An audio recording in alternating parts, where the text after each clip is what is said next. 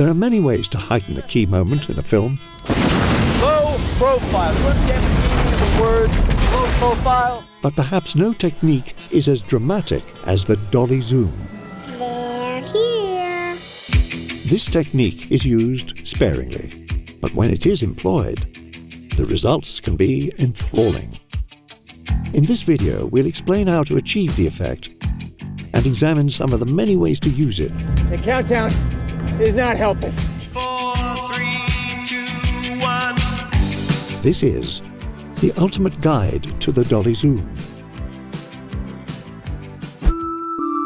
Before we begin, be sure to subscribe and click the bell for more videos.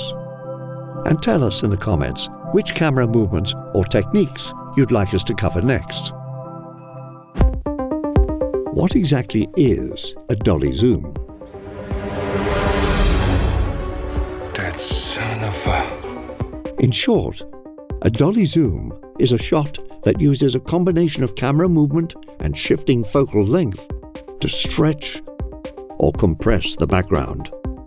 To create the effect, you need two things: a camera dolly and a zoom lens. There are two ways to execute the shot.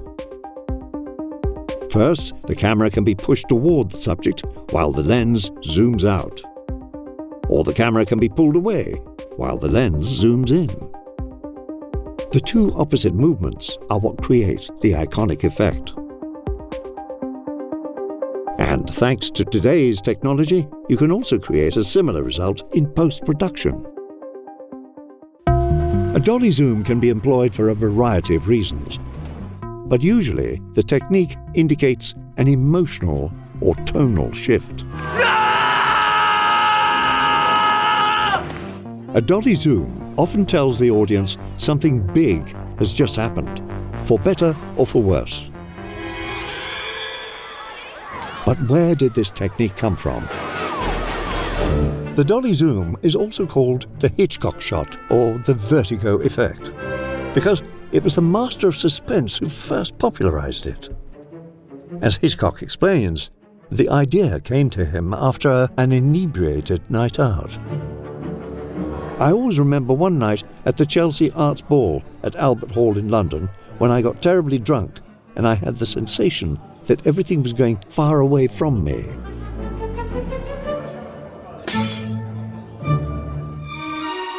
In 1940, when he made Rebecca, he wanted to visualize that sensation in this moment as Joan Fontaine's character faints. But they couldn't figure out how to achieve it. The problem was keeping the subject fixed in position while the background stretches lengthwise. This idea stuck with Hitchcock for years, and it wasn't until Vertigo, nearly 2 decades later, that a solution was found by his second unit DP, Erman Roberts. Hitchcock visualizes Scotty's fear of heights with disorienting POV shots. They were created by using a miniature stairway laid on its side and photographed horizontally. Like many of the methods Hitchcock pioneered, the dolly zoom quickly was imitated by other filmmakers and continues to be used to this day. Now that we know the basic process of how these shots are achieved, let's run through some considerations of how they can be tailored to fit the scene. What are you staring at, f***er? Let's start with speed and focal length. Not all dolly zooms are created equal. Take, for example, the speed of a dolly zoom. In Goodfellas, director Martin Scorsese opts for a slow and subtle effect. I got there 15 minutes early and I saw that Jimmy was already there.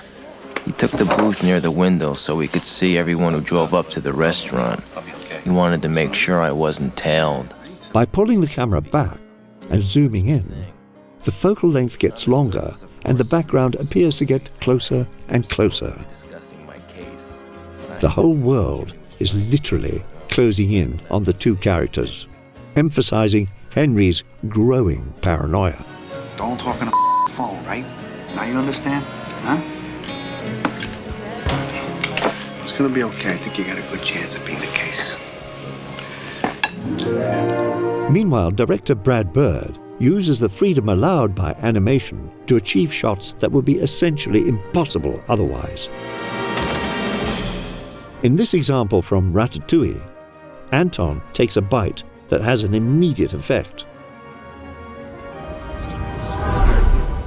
This moment for Anton is meant to be sudden and cathartic as this memory rushes back to him.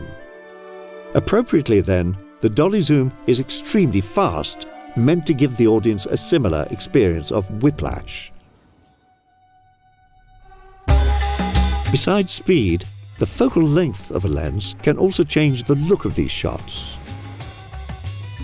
La Haine shows just how dramatic the technique can be when the focal length changes significantly. From wide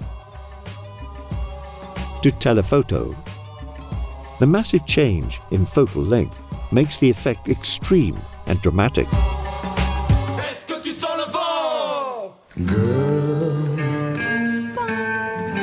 In this scene from Pulp Fiction, Quentin Tarantino chooses a more subtle approach. As Mia begins to feel the narcotics take hold, I love you so much, can't count all the ways I died for you, girl, and all they can say is he's not your kind. They never get tired of putting me down, and I never know. this slight change means the depth of field remains relatively consistent, but gives the moment an extra layer of emphasis. But camera decisions aren't the only elements important to a dolly zoom's effect. The background also plays a role. We lost Attica.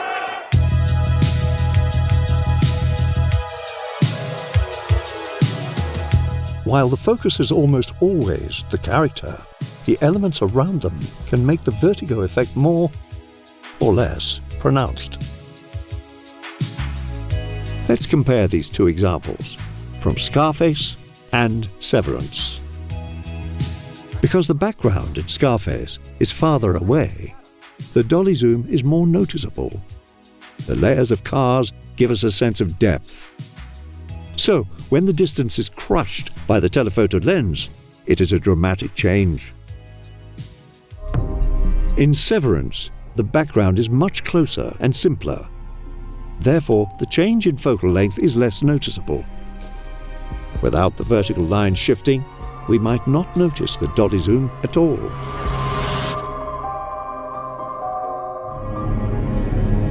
Compositional techniques can also be employed to enhance the effect. Jesse!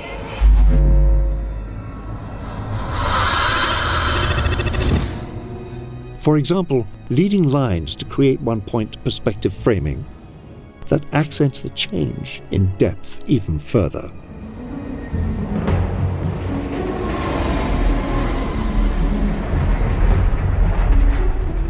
Now, let's look at some creative examples that pushes the dolly zoom even farther. It's Nudie Magazine Day! The traditional dolly zoom keeps the subject fixed in size. But God against his head, pulled my trigger, now he's dead. To do this, the change in camera position needs to match the change in focal length.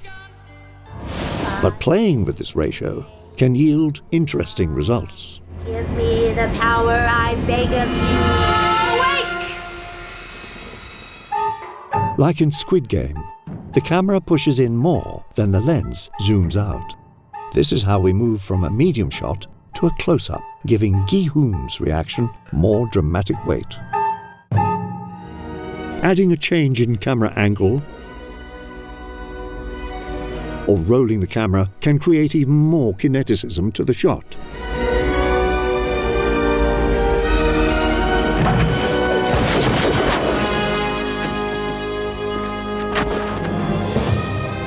Most dolly zooms occur once in a single shot. But Spielberg shows us how both versions can work together in a shot. In E.T., we start with the dolly in, zoom out on a serene and peaceful landscape. Then the authorities invade the frame. And he reverses the move with a dolly out, zoom in, shrinking the space as they get closer and closer to their target. A dolly zoom can also be paired with a change in lighting to push the drama further and indicate a stark transition. Notice how the lighting on Simba darkens as we approach. It's not a literal shadow, but an emotional one. Pure fear. Sound and music are also effective ways to enhance the power of a dolly zoom.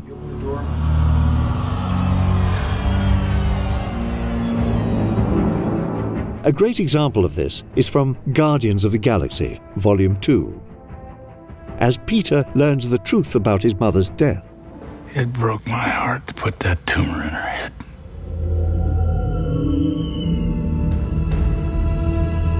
What? On the soundtrack, a low hum descends, while high strings rise in the mix. Both elements sonically match and intensify the dolly zoom.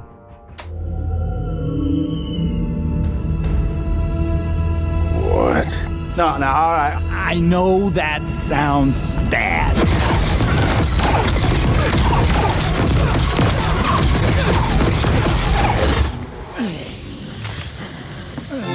So, what happens when a dolly zoom is augmented with a change in lighting, camera angle, and sound?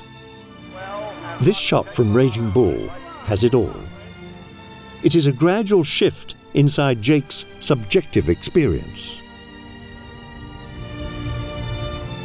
First, the camera starts in a high angle and ends in a low angle to make Sugar Ray a more imposing figure. Then, as the camera zooms out, it adds depth, separates Ray from the background, and minimizes the crowd's presence, which allows Jake's focus to center on Ray alone. At the same time, the sound drowns out to a muffled hum as we enter Jake's battered headspace. And rock Jake LaMotta right to the heel. Come on, Ray.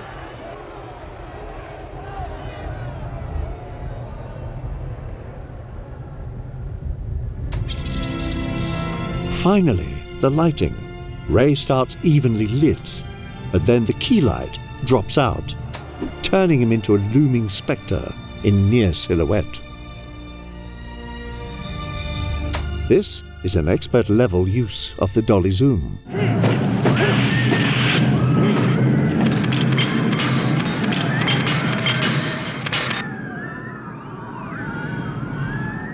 The dolly zoom is a specific technique with a wide variety of applications. It can heighten the drama, cue a transition, add energy, and much more. All the variations on the dolly zoom are a testament to experimentation.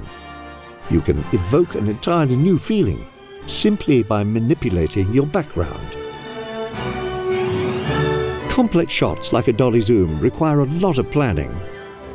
And there's no better way to start planning your next shot than with Studio Binder's storyboard software. Click the link in the description to get started. That's all for now.